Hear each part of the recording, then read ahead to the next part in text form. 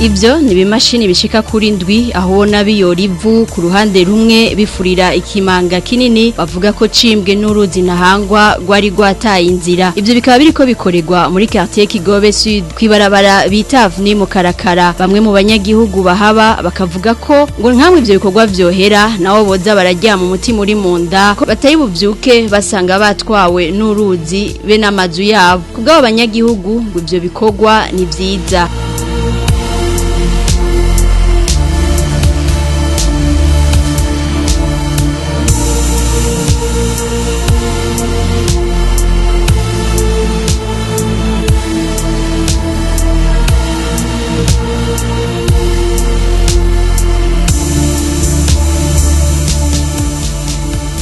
Ibyo bikorwa bikaba byatanguye mu kwezi kw'indwi bikaba bitegekanijwe guhera mu kwezi kw'icenda.